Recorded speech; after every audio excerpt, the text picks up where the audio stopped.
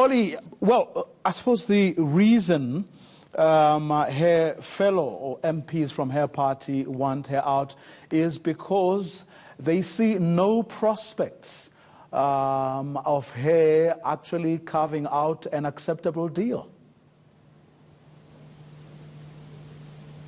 That's right. She's tried repeatedly to get her type of Brexit deal through the House of Commons. It has failed on multiple occasions, and this week when she unveiled her so-called new Brexit plan, her new offer to MPs, to lawmakers here in the UK, that she wanted them to vote on in early June, it was received even worse than anyone expected. It upset MPs in her own party. The opposition Labour Party said they couldn't back it, and so facing the prospect of Theresa May having her Brexit plan voted down yet again, and facing no real prospect of her getting her Brexit deal through the House of Commons at any point in the near future, many of her own MPs have just said, look, you've had enough attempts at this now. We're not moving anywhere. We need new leadership, and the time for that leadership is as soon as possible. So the pressure has been growing on her to step aside.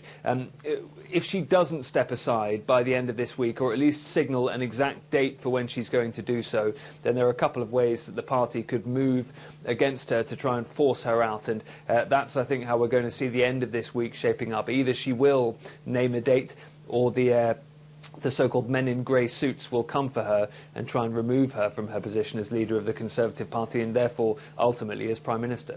How can these MPs remove her? How can they do that? What are the possible ways?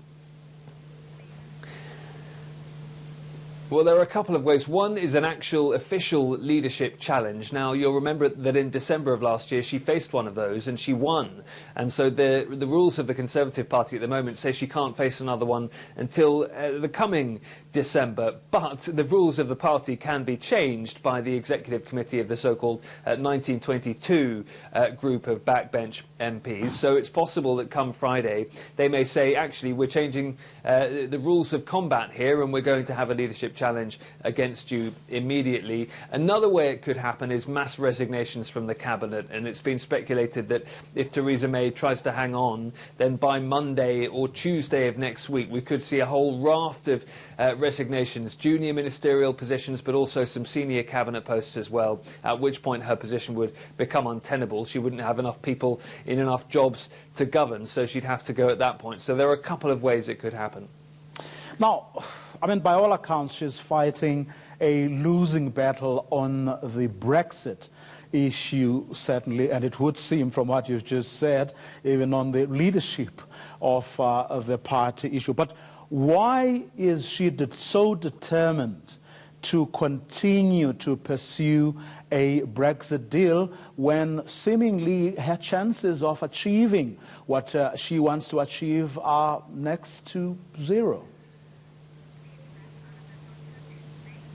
Well, it's because she has become the Brexit Prime Minister. Her entire premiership has been devoted to try and get a Brexit deal done to get Britain out of the European Union. You'll remember that she promised her own MPs that she would quit as soon as she'd got the first phase of Brexit done, so that a new leader could take on the second phase. Well, she hasn't even been able to achieve that, and so she's been desperately hanging on, trying to think of other ways to get Brexit done so that she can point to something in terms of achievements as Prime Minister. Now, one route out of this that is being reported this evening is that perhaps on Friday, Theresa May will name June the 10th or thereabouts as the date that a leadership contest can start in the Conservative Party. She would stay as Prime Minister while that leadership challenge, that leadership contest plays out, and then she would be replaced when the Conservatives have decided who is going to be their next leader, and that in the intervening period of months she might move her attention away from Brexit, put Brexit on the back burner for a little bit and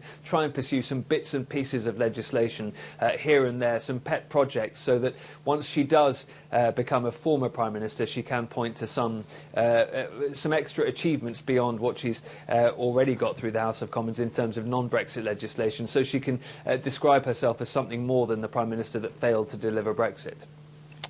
Oli, let's leave it there for this evening. Our UK correspondent, Oli Barrett, live from London.